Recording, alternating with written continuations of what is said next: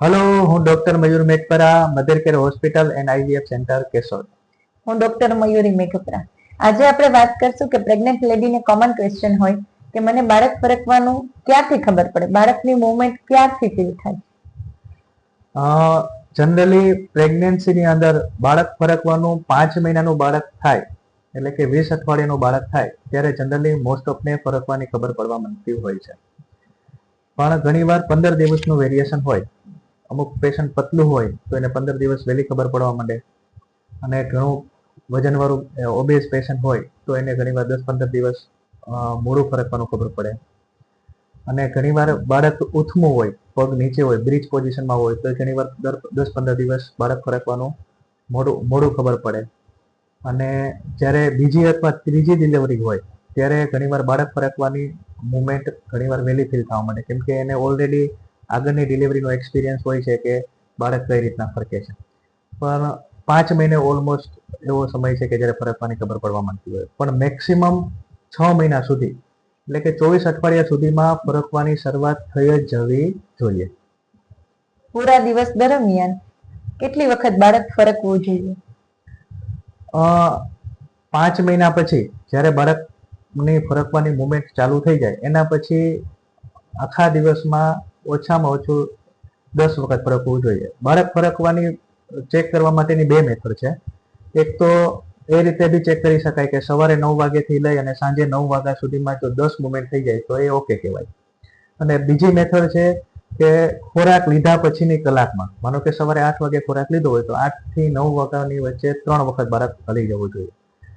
બપોરે 12 વાગે ખોરાક લીધો હોય તો 12 થી 1 ની વચ્ચે 3 વખત મુવમેન્ટ થઈ જવી જોઈએ. એટલે જેમાં પછીની કલાકમાં 3 વખત મુવમેન્ટ થવી જોઈએ.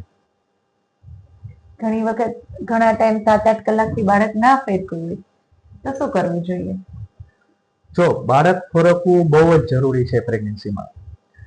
બાળક ફરકતું નથી તો એનો મતલબ કે બાળકને કઈ પ્રોબ્લેમ છે. માનો કે તમારા ઘરની અંદર કોઈ બાળક છે અને એ મસ્ત રમે છે તો તમને કોઈ એની ચિંતા હોતી નથી. શું કામે? કેમ કે બાળક રમે છે. એવી જ રીતના બાળક જ્યારે પેટમાં હોય અને બાળક વ્યવસ્થિત રમતું હોય તો આપને બાળકની કોઈ ચિંતા ના હોય. જો બાળક રમવાનું ઓછું કરી દે, મુવમેન્ટ ઓછી કરી દે તો એનો મતલબ કે બાળકને કંઈક તકલીફ છે. કા બાળકને લોહી ઓછું મળે છે, કા બાળકને પોષણ ઓછું મળે છે, કા બાળકને સુગર ઓછી મળે છે, અથવા બાળક ઉથમું છે, અથવા બાળકની આજુબાજુ પાણી ઓછું છે, અથવા બાળક નબળું રહી ગયું છે. બાળકને કંઈક પ્રોબ્લેમ છે. જો બાળકની મુવમેન્ટ સાવ ઓછી થઈ જાય અથવા બંધ થઈ જાય તો પછી ડૉક્ટરની સલાહ લેવી જોઈએ.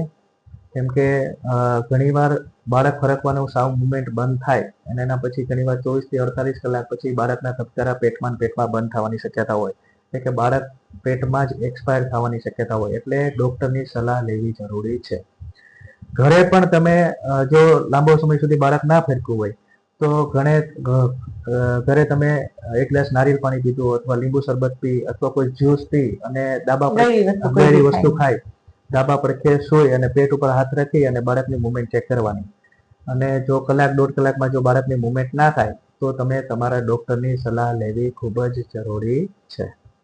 ઘણી વખત પેશન્ટ કહેતા હોય કે 7મા-8મા મહિને મેડમ જેવું બાળક ફીલ થતું હતું, જેવી ઇન્ટેન્સિટી કિક મારતું હતું એનાથી થોડી ઓછી ઇન્ટેન્સિટી થઈ ગઈ છે 9મા મહિને.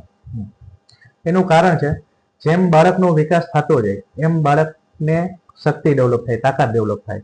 એટલે જ્યારે બાળક પહેલી વાર ફરકવાનું શરૂઆત થાય ત્યારે એની શક્તિ ઓછી હોય. એટલે 5 મહિને જે ફરકવાની શરૂઆત થાય ત્યારે બાળકની મુવમેન્ટ ધીરે ધીરે ચાલુ થાય. ફરકવાના નંબર સરખા હોય. કેટલી વાર ફરકે છે એ 10 વખત તો ફરકવું જોઈએ, પણ કેવું ફરકે છે એ ઓછું હોય. પછી જેમ જેમ બાળક મોટું થાય, 7 થી 8 મહિનાનું થાય તો એની વધારે શક્તિવાળું બાળક હોય. બાળકને ફરકવા માટેની અંદર જગ્યા સારી હોય. એટલે 7 થી 8 મહિને જે પેટ ઊંચું થઈ જતું હોય, આખું પેટ હલી જતું હોય, એવું 9 મહિને ના હોય. કેમ કે એનાથી થોડુંક ઓછું થાય. એનું કારણ છે કે બાળક આખું પેટ, ગર્ભાશયની કોથળીમાં આખું બાળક ભરાઈ ગયું છે, એટલે બાળકને ફરવા માટેની જગ્યા મળે નહીં. પણ કેટલી વાર ફરકે છે એ તો નંબર સેમ જ રહેવા જોઈએ. કેમ કે બાળક 10 વખત તો ફરકવું જોઈએ. પછી ધીમું ફરકવાનું લાસ્ટ મહિનામાં થાય, કેમ કે જગ્યા ના મળે. એટલે 7 થી 8 મહિના કરતા લાસ્ટના મહિનામાં જેમ ડિલિવરીનો સમય નજીક આવતો જાય તેમ બાળકની ઇન્ટેન્સિટી ઓફ મુવમેન્ટ ઓછી થાય પણ નંબર્સ ઓફ મુવમેન્ટ સેમ રહે. બાળકની મુવમેન્ટ ને બાળકની પોઝિશન સાથે કોઈ કનેક્શન છે કે નહીં? હા, જ્યારે બાળક ઉથમું હોય ત્યારે ઘણીવાર બાળકનું બ્રિજ પ્રેઝન્ટેશન હોય ત્યારે બાળકનું ફરકવાનું નીચેની સાઈડ હોય, કેમ કે જનરલી બાળક ફરકે ત્યારે મોસ્ટલી બાળકના પગની મુવમેન્ટ માતાને ખબર પડતી હોય, એટલે પગ નીચે છે તો વધારે ખબર નીચેની સાઈડ પડે. અને ઘણીવાર લેડીઝને નીચે ફરકવાનું ના ખબર પડતું હોય તો ઘણીવાર એવું બી ફીલ થતું હોય કે મારું ફરકવાનું ઓછું થઈ ગયું છે. અને ઘણીવાર બાળક નોર્મલ પોઝિશન કેફેલિક પોઝિશનમાં છે ત્યારે બાળકની મુવમેન્ટ ઉપરની સાઈડ થાય છે. ઘણીવાર બાળક આડું છે ત્યારે ગમે એક સાઈડમાં બાળકની ફરકવાની મુવમેન્ટ થાય છે, એટલે પોઝિશન સાથે બી સંકળાયેલું છે. Thank you.